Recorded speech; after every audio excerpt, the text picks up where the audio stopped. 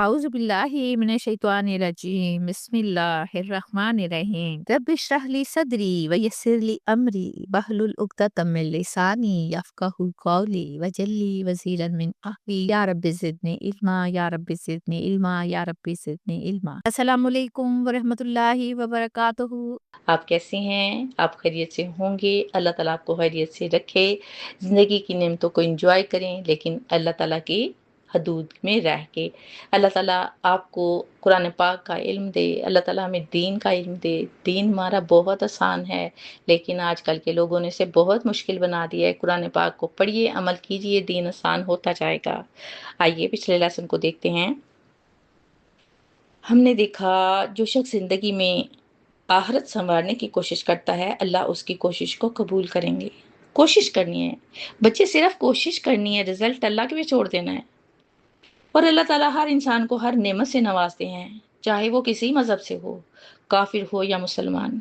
اللہ کی عطا سب کے لیے ہے، اور جو شخص شرک کرے گا وہ آخرت میں ملامت زدہ اور بے یار و مددگار رہ جائے گا۔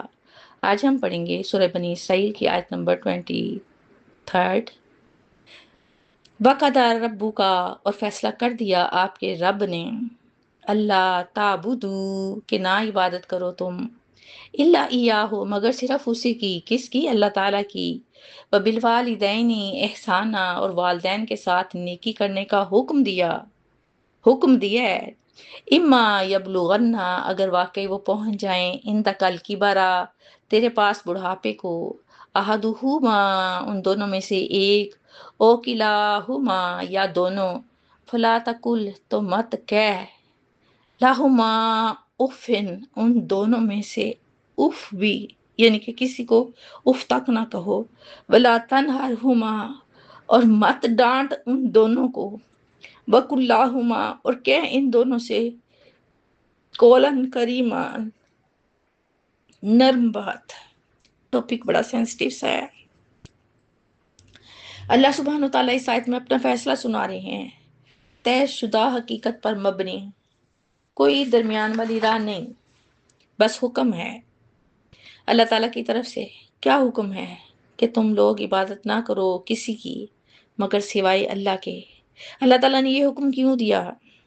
آپ سوچیں، وہ ذات جو خالق ہے، جس نے ہمیں خوبصورت جسمانی ساخت کے ساتھ، خوبصورت چہرے کے ساتھ پیدا کیا، اپنے جسم پر ہی نظر ڈالیں تو کافی ہے۔ پھر اللہ تعالیٰ نے انسان کی ضرورت کی ہر چیز بنائی، چاہے وہ خوراک کے بارے میں، چاہے لباس کے بارے میں، اے ٹو زی۔ ان نعمتوں کو شمار نہیں کر سکتے۔ سورۃ النحل میں ہم نے کس قدر نعمتوں کے بارے میں پڑھا۔ فرض کریں آپ کسی کے ملازم ہیں، آپ اس کا ہر حکم مانتے ہیں، چاہے آپ کو وہ بات پسند ہے یا نہیں ہے۔ جب آپ دنیاوی مالک کے حکم کے پابند ہیں تو میرا بیٹا جو کہ محدود وسعت کا مالک اللہ ہے، تو پھر رب کائنات کی عبادت کیوں نہ کی جائے، جس نے پوری کائنات کو ہمارے تابع کر دیا، ہمارے کام پہ لگا دیا۔ سوچیں، ہے نا حقدار وہ ذات، اس کے سوا کوئی معبود نہیں۔ اس آیت میں دوسرا حکم والدین کے ساتھ نیکی کرنے کا دیا۔ کیوں دیا؟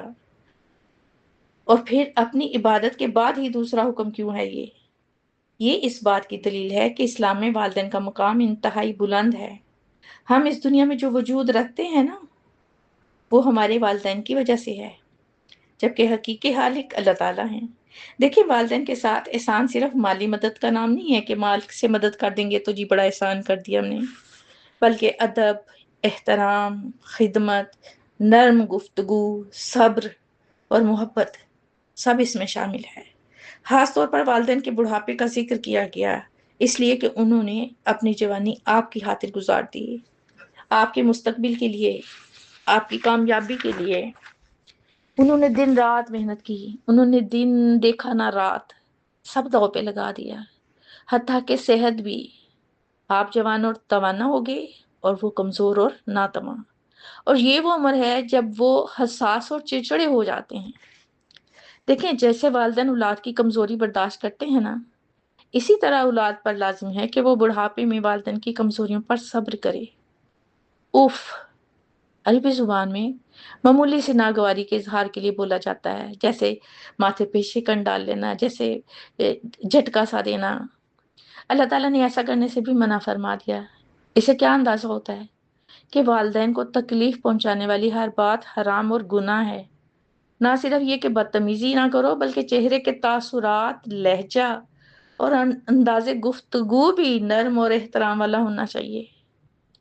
लेकिन आज हम क्या करते हैं कि वालिदैन बूढ़ी हो गई हैं तो उसे कोने में लगा दो भाई, आपके नाश्तों का वक्त मॉडर्न है और उन बेचारों को वक्त पर नाश्ते के साथ दवाई की भी ज़रूरत होती है, लेकिन दवाई के पैसे तो आपके पास होते नहीं, इसलिए कि वो बीवी बच्चों की शॉपिंग में लग गए। एक से दूसरी आवाज़ उन्होंने दी तो आपका लहजा, आपकी बॉडी लैंग्वेज देखने वाली होती है, जैसे कह रहे हो मर क्यों नहीं जाते।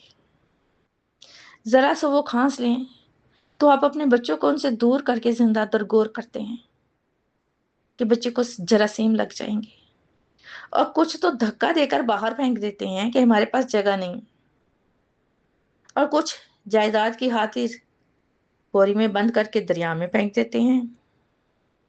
मैं ये बात मुसलमानों को ही बता रही हूँ। बच्चों के घर में वालिदैनों को रहने की जगह नहीं मिलती क्योंकि वो फालतू हैं। फिर अल्लाह ताला फरमाते हैं कि उन्हें डांटो नहीं, सख्ती से जवाब ना दो, और कौलन करीमा कि ऐसे लहजे में बात करो जो नर्म हो, मोहब्बत वाला हो। उन्हें एहसास हो कि हम अपने बच्चों की हिफाजत में हैं। इग्नोर करके उन्हें जिंदा दरगोर मत कीजिए। वालिदैन की खिदमत सिर्फ एक मुआशरी जिम्मेदारी नहीं बल्कि इबादत का दर्जा रखती है। सूरह बनी इसराइल आयत नंबर 24 और 25 पढ़ते हैं, वक़्फ़िद लहुमा, और झुका दे उन दोनों के लिए, किन के लिए, अपने वालिदैन के लिए, जिना हज़ुल्ली, आजिज़ी का बाजू, मिन रहमती, रहमदिली से, वकुर रब्बी, और कह ए मेरे रब, अरहमहुमा कमा, रहम फरमा इन दोनों पर जिस तरह, रब्बयानी सगीरा, इन दोनों ने पाला मुझे बचपन में। नेक्स्ट आया है, रब्बुकुम आलमू, तुम्हारा रब खूब जानने वाला है, बिमाफी नफूसिकुम, उसको जो तुम्हारे दिलों में है, इन तकूनु, अगर तुम होगे, स्वालिहीना, नेक, फइन्नहु काना, तो यकीनन वो है, लिल अव्वबीना गफूरा, बार बार रजू करने वालों के लिए बहुत बख्शने वाला। इस आयत में अल्लाह ताला वालिदैन के साथ हस्न सलूक के बारे में फरमा रहे हैं कि मोहब्बत और रहमत के साथ उनके सामने आजिज़ी का बाजू झुकाए रखो। जनाहजुल्ला, ये खूबसूरत अरबी मुहावरा है। जब परिंदा अपने बच्चों से शफकत और हिफाजत का इजहार करता है ना, तो देखा होगा आपने, वो अपने पर झुका देता है, मतलब वो उन्हें अपनी हिफाजत के हसार में लेकर अपनी मोहब्बत का एहसास दिलाता है। और ये लम्स और एहसास तो जिंदगी देता है। लम्स का मतलब पता है ना आपको, प्यार से छूना। जब आप प्यार से अपने वालिदैन का हाथ थामते हैं तो वो जिंदा हो जाते हैं, और जब आप डांट देते हैं तो वो आपसे बात करते हुए भी डरते हैं कि कहीं बाबू को कोई बात चुभ ना जाए, वो खामोश रहना शुरू कर देते हैं। अल्लाह ताला तो हुक्म देते हैं कि वालिदैन के सामने मोहब्बत, नरमी और राज़ी इख्तियार करे। यहाँ जिल्लत से मुराद रुसवाई नहीं है बल्कि मोहब्बत भरी इनकसारी है। इसके बाद अल्लाह ताला ने इंसान को एक अजीम दुआ सिखाई, क्या, ऐ मेरे रब, इन दोनों पर रहम फरमा, यानी मेरे वालिदैन पर रहम फरमा, जैसा कि उन्होंने मुझे बचपन में पाला पोसा जब मैं छोटा था।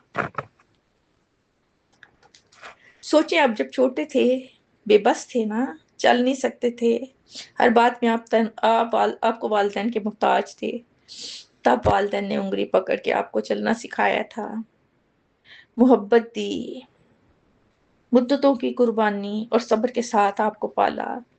तो औलाद पर लाजिम है कि वो इनके एहसान को याद रखे। लेकिन आज तो ओल्ड होम खुल गए हैं, बेचारों को उधर फेंक दिया जाता है, जबकि उस वक्त औलाद खुशहाल भी होती है और अच्छे ओहदों पर भी होती है। आयत नंबर 25 में अल्लाह ताला फरमाते हैं कि अल्लाह ताला इस चीज को खूब जानने वाला है जो तुम्हारे दिलों में है। किस तरफ इशारा है? पहली आयत में वालिदैन के साथ हंसने सलूक का हुक्म दिया गया ना, اسی بات کے تسلسل میں یہ آیت ہے کہ اللہ تعالیٰ انسان کے دل کی کیفیت کو بخوبی جانتے ہیں، یعنی جو کچھ تمہارے دلوں کی کیفیت ہے وہ اللہ تعالیٰ سے چھپی ہوئی نہیں ہے۔ دیکھیں بعض اوقات انسان والدین کی خدمت تو کرتا ہے مگر دل میں تنگی، بیزاری، ناراضگی محسوس کرتا ہے، اور یہ چیز اس کے رویے سے صاف نظر آتی ہے۔ جب بوڑھے والدین کو کھانا دیا جاتا ہے نا تو جیسے ایک بیگار کی طرح، تب وہ انسان سانسوں سے تو زندہ رہتا ہے لیکن اندر سے مر جاتا ہے۔ پھر اولاد کے لیے اللہ تعالیٰ امید کا دروازہ کھولتے ہیں، فرماتے ہیں کہ اگر تم نیک عمل کرنے والے ہو تو اللہ تعالیٰ ہمیشہ سے بار بار رجوع کرنے والوں کو بہت بخشنے والا ہے۔ اللوابین کا لفظ ان لوگوں کے بارے میں ہے جو بار بار اللہ کی طرف پلٹتے ہیں، اپنی غلطیوں پر نادم ہوتے ہیں۔ دیکھیں انسان کامل نہیں ہے، غلطی ہو سکتی ہے، خاص طور پر والدین کی خدمت جیسے امتحان میں، لیکن شرط یہ ہے کہ وہ اس پر غرور نہ کرے بلکہ اپنی کوتاہی محسوس کر کے اللہ تعالیٰ سے معافی مانگے۔ اللہ تعالیٰ ہم سب کو نیک اولاد عطا فرمائے، فرما بردار اولاد عطا فرمائے۔ سینسٹیو سا موضوع ہے، آنسو آ گئے ہیں، معذرت چاہتی ہوں۔ اس کے ساتھ ہی مجھے اجازت دیجیے، انشاءاللہ پھر ملیں گے۔ اللہ حافظ۔